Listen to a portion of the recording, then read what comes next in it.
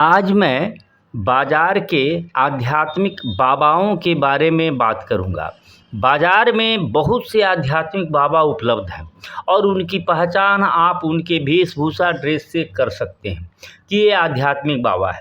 वे बड़ी बड़ी बातें करेंगे, ब्रह्मांड की बात करेंगे, ब्रह्म की बात, भ्रम की बात, सत्य की बात, चित आनंद की बात, परम आत्मा परम सत्ता की बात, आनंद की बात, बहुत तरह तरह की बात करेंगे। आप उनसे सिर्फ यह पूछ लीजिए कि आध्यात्म का अर्थ क्या होता है।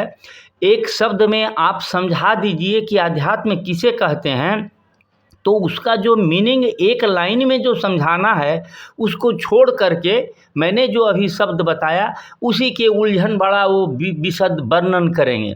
इसके अलावा वो बता ही नहीं सकते हैं कि आध्यात्म क्या होता है, इसका अर्थ ये होता है, इसका मतलब ये होता है, ये होता है। लेकिन आप स्पेसिफिक जो जानना चाहते हैं कि आध्यात्म होता क्या है, नहीं बताएंगे। दूसरी बात कि ये इस आध्यात्म का फ़ायदा क्या है।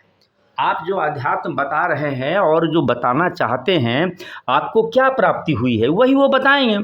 तो बताएंगे यही कि आपको ब्रह्म सत्य की जानकारी होगी, सत्य के पास आप पहुँचेंगे। तो भाई हम ये पूछते हैं, आप उनसे पूछिए कि इस सत्य का इस जीवन में, इस वर्तमान जीवन में क्या उपयोग है, समाज के लिए इसकी क्या उपयोगिता है। तो उस पर वे चुप रहेंगे। नहीं, आप महसूस करेंगे तो आपको समझ में आएगा, आपका जीवन आनंदित रहेगा। भाई जब जीवन सत्य को, इस सत्य को जान करके जिससे समाज को, हमको इस जन्म में कोई फ़ायदा नहीं है, तो आनंदित रहने के लिए तो 2 कस या 2 पेग काफ़ी होता है। फिर इतना ताम झाम करने के लिए क्या ज़रूरत है। आप सवाल करें कि इस सत्य का, इस तथ्य का, इस आध्यात्म का यदि वर्तमान में मानव के लिए, मानव समाज के लिए यदि कोई उपयोगिता है, प्रत्यक्ष कोई बड़े वर्ग को उपयोगी बना रहा है, तब तो उसमें सार्थक आप समझिए कि वो सार्थक है, अन्यथा नहीं है।